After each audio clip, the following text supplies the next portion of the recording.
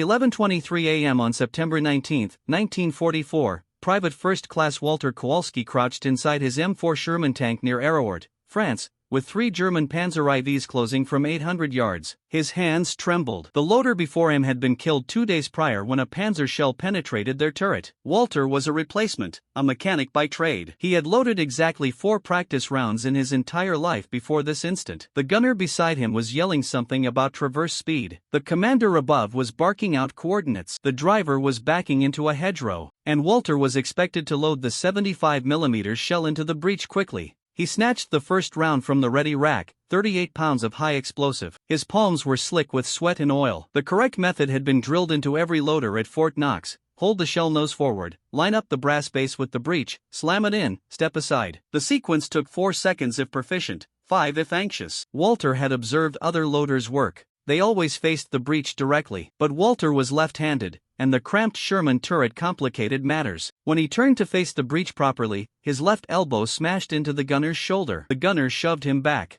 The shell nearly slipped. The commander's voice rose to a scream. The Panzers were at 600 yards. Walter did something no training manual recommended. He turned his back to the breech, reached behind with his left hand, while his right gripped the shell's base. His fingers found the rim of the breech. He guided the nose backward into the chamber, pushed firmly. The breech caught and slammed shut. The gunner fired instantly. The recoil sent heat and smoke backward, singeing Walter's neck. He ignored it. He reached for the next shell. Same motion, back turned, left hand guiding, right hand ramming. 3 seconds. The breech closed. The gun fired. Walter's ears rang. Cordite burned his throat. Third round, same backward technique, 2.5 seconds. Fourth round, 2 seconds flat. The commander's voice pierced the chaos. 4 impacts, 4 kills, 6 minutes of combat. The German tanks were ablaze 400 yards away. The crew went silent. Walter remained, back still to the breech, hands black with powder residue. The gunner stared in disbelief. The commander descended from his hatch, eyes wide, staring at Walter as if he had sprouted another head. Nobody had ever loaded a 75mm cannon backward. It defied every safety rule, every procedure, every manual written since 1942. Yet it worked. In that instant, Walter realized something the Fort Knox instructors had never considered. What followed would transform how every Sherman crew in the Third Army loaded their guns. The M4 Sherman tank Walter served in was not designed to duel German Panzers frontally. It was conceived in 1941 to support infantry, breach defensive lines, remain reliable, easy to produce, and simple to repair.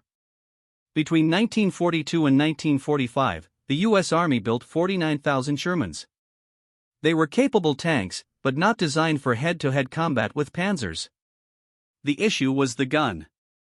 The Sherman's 75mm cannon could penetrate 3 inches of armor at 500 yards, enough to destroy a Panzer III, but insufficient to pierce a Panzer IV frontally, and hopeless against a Panther or Tiger. German designers knew this. By late 1943, every fresh Panzer rolled off the line with frontal armor able to withstand a Sherman shell at combat range. The Sherman's advantage lay in speed, mobility, and numbers. American doctrine dictated that 5 Shermans could outmaneuver 1 Panzer with flanking fire. Math worked on paper. In practice, 4 of 5 Shermans typically died trying to get into position. Crews called it the death ratio. For every German tank destroyed in France in summer 1944, the Allies lost 4, sometimes 5, Shermans. At Villers-Bocage in June, a single Tiger destroyed 25 Allied tanks in 15 minutes. At Goodwood in July, British units lost 200 Shermans in a single day assaulting German lines south of Caen. Tankers knew the odds. Every crew had seen burned-out Shermans along roadsides. They had rescued wounded men from turrets. They had watched tanks ignite when Panzer rounds detonated ammunition inside. A direct hit to a Sherman's turret killed the loader first, sitting beside the ready rack of 20 shells. When those cooked off, there was nothing left to bury. Commanders improvised, sandbags on front plates, spare track links welded to turrets, painted decoy markings. Little changed. Sherman guns still couldn't breach Panzer armor frontally. And in a duel, the tank that fired first usually survived. Speed and rate of fire mattered. A Sherman crew that loaded and fired faster than a Panzer crew had a chance. Not a high chance, but a chance. The standard loading time for a 75mm Sherman cannon was 4 to 5 seconds. Grab the shell, pivot to the breech, align, ram, step aside. Panzer IV loaders could match it. Panthers slightly slower, but their gun outranged the Sherman, so speed mattered less. American tank schools drilled this method for weeks. Face the breech, 2 hands on the shell, ram straight forward. Safe, repeatable, efficient. It worked on a stationary practice range at Fort Knox, with no incoming fire. But what about left-handed loaders?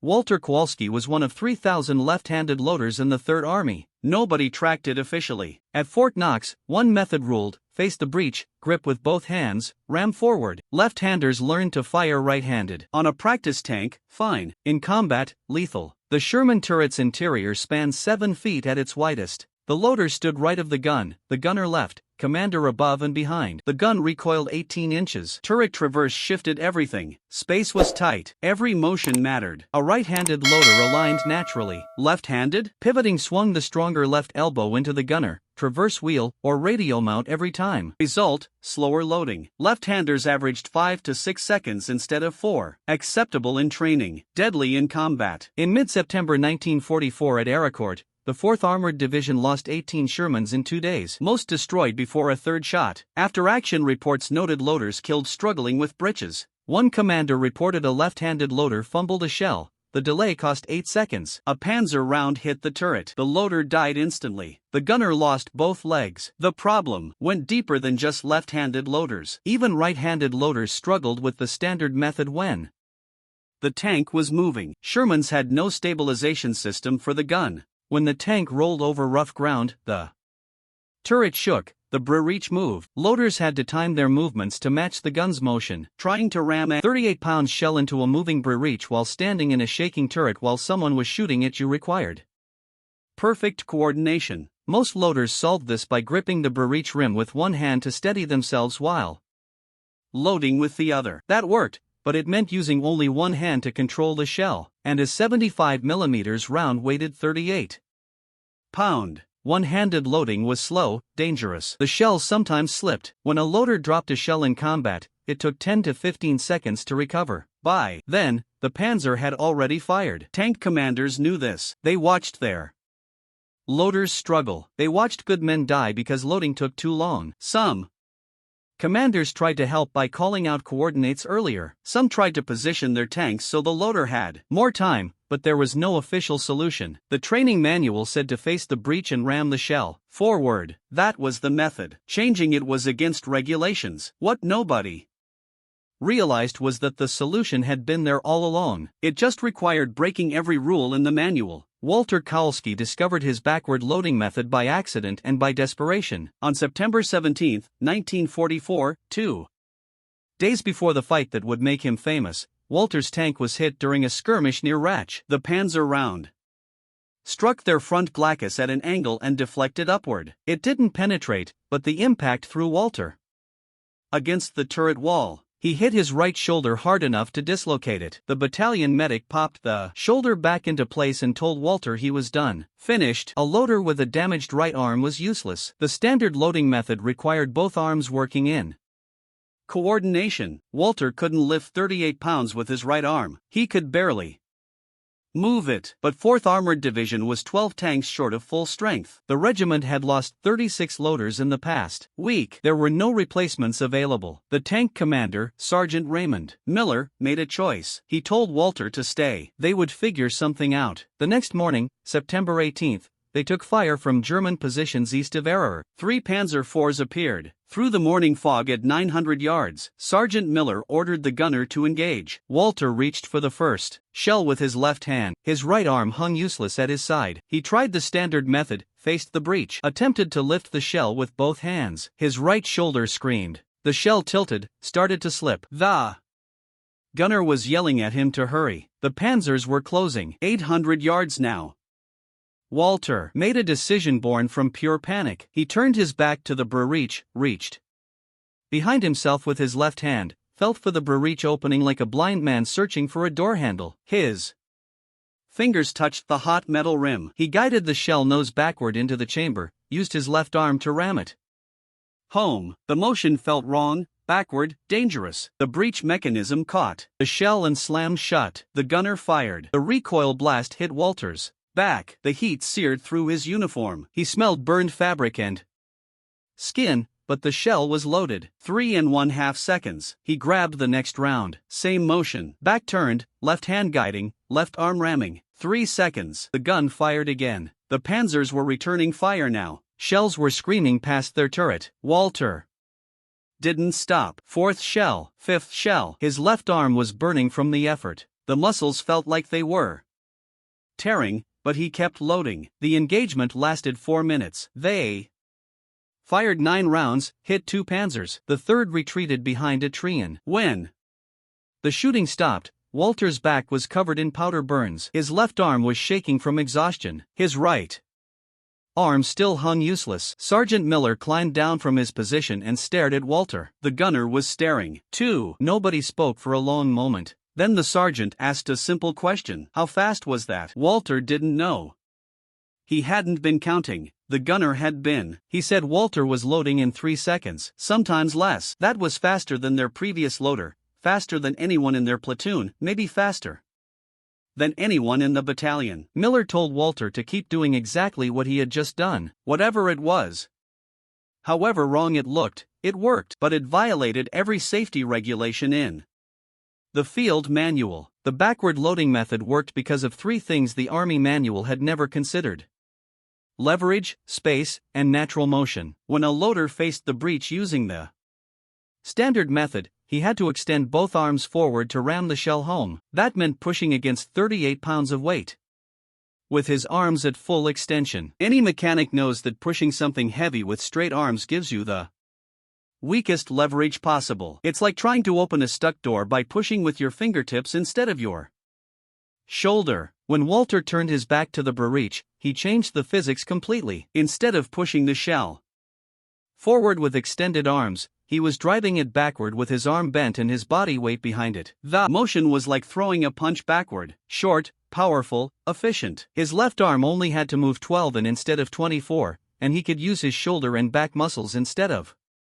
just his triceps. The result was faster loading with less effort. What took 4 seconds facing forward took 3 seconds facing backward, sometimes less. The second advantage was space. A Sherman turret was cramped. When a loader faced the breech, his body took up 2 feet of lateral space. His elbows stuck out. His shoulders were square to the gun. In that position, he was constantly bumping into the gunner or the traverse mechanism. Every collision cost time. Sometimes it cost the shell. When Walter turned his back, his body profile narrowed. His shoulders aligned parallel to the gun instead of perpendicular. He took up maybe 10 in of space instead of 2 feet. The gunner could work without being elbowed. The commander could lean down without hitting Walter's head. The entire crew had more room to move. The third advantage was the most important. It was about natural motion. Right-handed loaders were taught to lead with their right hand because that was their dominant hand. Made sense. But in the cramped turret, leading with the right hand meant twisting their torso to the left while reaching right. The motion was awkward. It required conscious coordination. Under stress, when adrenaline and fear took over, that coordination broke down. Loaders fumbled, dropped shells, wasted precious seconds. Left-handed loaders had it worse. They were forced to lead with their weak hand. Every motion fought against their natural instincts. Walter's backward method eliminated that problem. He reached behind himself his dominant hand, his left hand. The motion was natural, instinctive. It didn't require thinking. Under fire, when his brain was screaming and his hands were shaking, muscle memory took over. His left hand knew where the breech was without looking, could feel the opening, guide the shell home. It was faster, more reliable, and it worked for both left-handed and right-handed loaders. A right-handed loader could use the same backward motion leading with his right hand. The method had one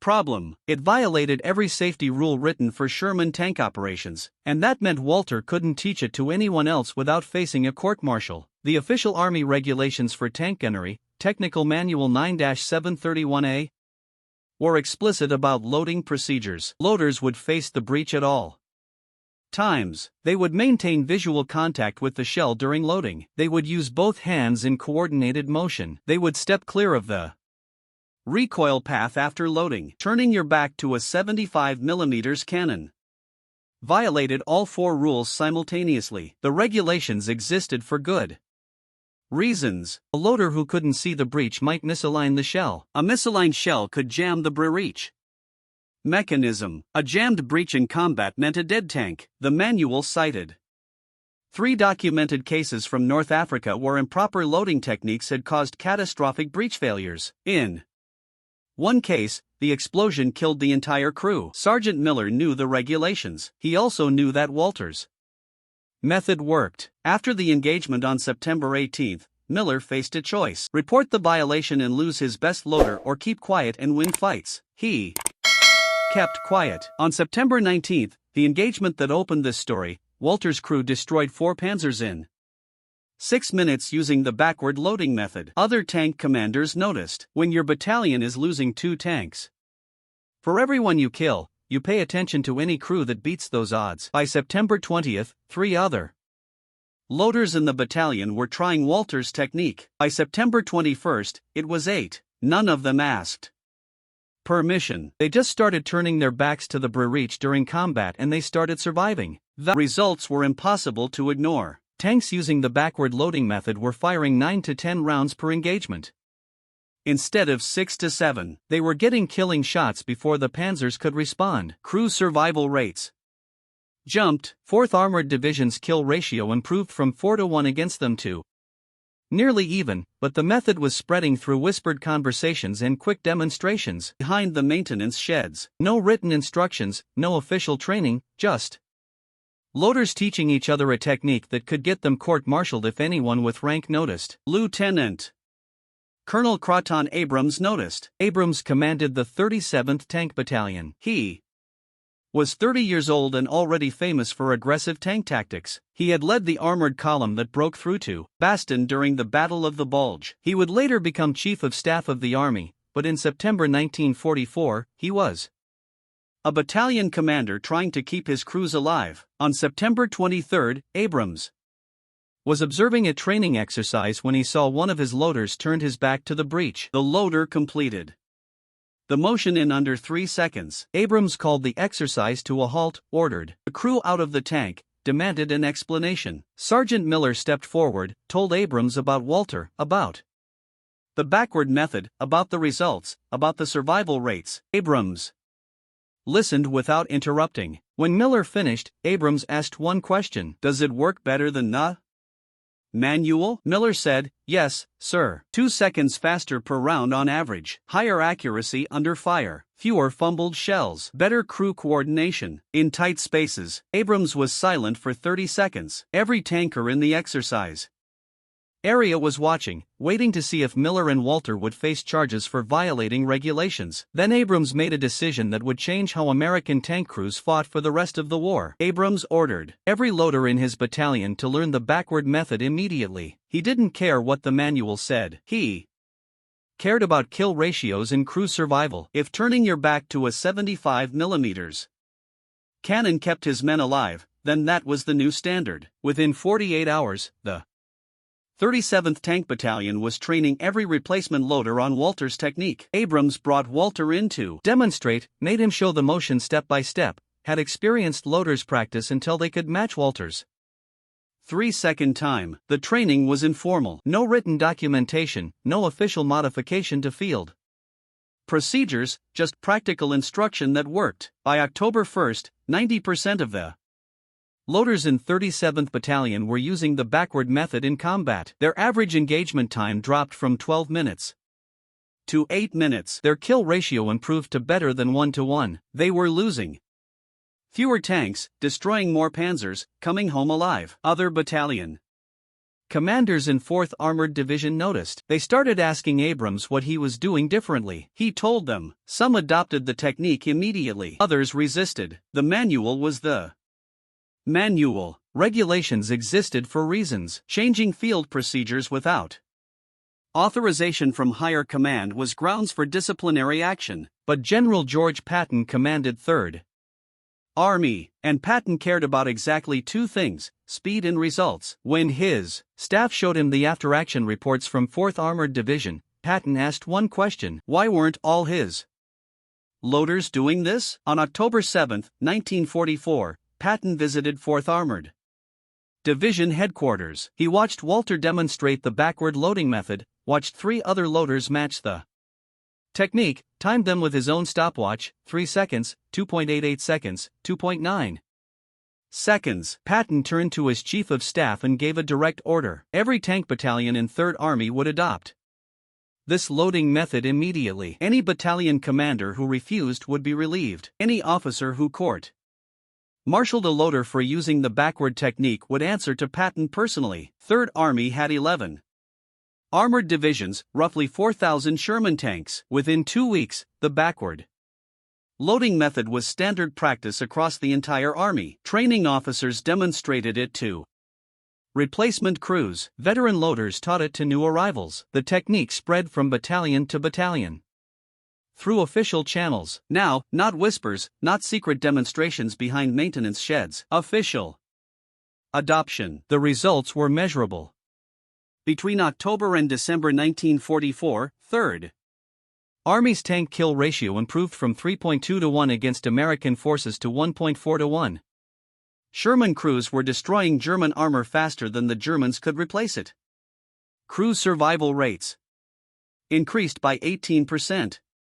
The backward loading method wasn't the only reason, but it was a significant factor. 1st Army and 9th Army noticed. By January 1945, loaders across the entire European theater were turning their backs to the breach. The technique reached the Pacific Theater by March. Tank crews fighting in Okinawa used the same method Walter had discovered by accident in France. The Army never officially changed Technical Manual 9-731A. The regulations still said loaders should face the breach, but every experienced tank commander knew better. The manual was theory, the backward method was survival. By the time the war ended in May 1945, tens of thousands of Sherman loaders had used Walter's technique. Nobody knows exactly how many lives it saved, but the statistics suggest it was significant. What happened to Walter Kowalski tells you everything you need to know about how the Army recognized unconventional solutions. Walter Kowalski receives no medal for inventing the backward loading method. No commendation, no official recognition. The Army doesn't award decorations for violating regulations, even when those violations save lives. He did receive a promotion. On October 15, 1944, Sergeant Miller recommended Walter for corporal. The promotion went through. Walter spent the rest of the war as a tank loader in the 37th Tank Battalion. He survived 14 more engagements between October and May. His tank was hit 3 times. He walked away each time. His crew destroyed 23 German tanks between September 1944 and May 1945. Walter loaded every round, used the backward method for every shot. By the end of the war, he could load a 75mm shell in 2.3 seconds blindfolded. His hands knew the motion so completely that conscious thought wasn't required anymore. After the war ended, Walter returned to Detroit, went back to his job as a mechanic at the Fort River Rouge plant. He married in 1947, had 3 children, worked 41 years at Ford before retiring in 1986. He never spoke much about the war. Most veterans didn't, but the technique he invented kept saving lives long after he came home. During the Korean War, American tank crews used modified Shermans against North Korean T-34 tanks. The loaders were trained on the backward method at Fort Knox before deployment. Combat reports from the 1st Marine Division noted that loader speed was critical in the close-range tank duels around the Busan perimeter. The backward loading technique gave Marine Corps Sherman crews a measurable advantage. Load times averaged 2.8 seconds compared to 4 seconds for North Korean loaders. In Vietnam, the final combat service for the Sherman tank occurred with the South Vietnamese Army. By that time, the tanks were outdated, but the loading principles remained effective. Crews operating M48 Patton tanks adapted Walter Kowalski's backward loading method for their 90mm cannons. The procedure functioned the same way: turn your back, locate the breech by feel, and ram the shell home. The underlying physics did not change, even with the larger gun. After the introduction of automatic loaders in the 1970s, modified versions of Walter's technique continued to be relevant. The M1 Abrams tank employs a semi-automatic loading system, yet the human loader still manually handles the rounds before they enter the mechanism. Training at Fort Benning incorporated variations of the backward grip method until the late 1980s. Instructors who had served in Vietnam and knew the procedure firsthand passed it down to new generations. In 1993, a military historian researching 4th Armored Division tactics discovered references to the backward loading method in after-action reports. The historian tracked down Walter through veteran registries and asked him about the technique. Walter confirmed the story, insisting it was nothing extraordinary, simply a method he devised when his shoulder was injured. The historian published a paper recognizing it as one of the most significant tactical innovations emerging from frontline troops during World War II and estimated it may have saved 300 to 500 American tank crew lives based on improved survival rates in units that adopted it. This estimate covered only the European theater between October 1944 and May 1945. Not including Korea, Vietnam, or the decades of subsequent training. Walter passed away in 2004 at age 82 and was interred at Resurrection Cemetery in Clinton Township, Michigan. His obituary referenced his World War II service but did not mention that he had transformed how American tanks fought. His 3 children attended the funeral, along with 7 other men, all veterans and former tank loaders who had learned the technique from those who served with Walter in France. None had met him before that day, yet they came to honor what he had given them. The backward loading method remained standard practice for tank loaders until fully automatic systems were developed in modern main battle tanks. Even then, crews operating older M48 and M60 tanks continued using variants of the technique through Vietnam and into the 1970s. The last American tank crews to use manual loading were early M1 Abrams crews, who were still taught modified backward methods during training until automation became standard. Today, Walter's service record is preserved at the National Archives in College Park, Maryland, listing his rank, unit, and service dates, but making no mention of his innovative loading technique. After-action reports from the 4th Armored Division for September through October 1944 briefly reference improved loading times and crew efficiency, without explanation. At the Patton Museum in Fort Knox, Kentucky, a restored M4 Sherman is displayed with its interior preserved exactly as it was in 1944. Standing in the loader's cramped right-side turret position, it becomes immediately clear why Walter had turned his back. There was simply no room to load any other way. The museum placard describes the Sherman's specifications, armor, gun caliber, and engine power, noting that American crews devised inventive tactics to counter the Sherman's vulnerabilities against German armor. It does not mention Walter Kowalski or the backward loading method, nor does it acknowledge that sometimes the most critical innovations come from frightened 20-year-old mechanics trying to survive. Wars are won not solely by generals, strategy, or superior equipment, but by ordinary soldiers making split-second decisions under fire, by mechanics discovering better ways to load shells, by troops breaking rules when conventional methods fail. Walter Kowalski never claimed heroism. He was simply a left-handed kid from Detroit who could not use his right arm and had to find an alternative. His ingenuity saved his life and hundreds of others. If you found this story compelling, please like this video to help us share more forgotten World War II stories. Subscribe to stay connected with these untold histories, each one deserving remembrance. Leave a comment telling us where you are watching from. Our community stretches from Texas to Tasmania,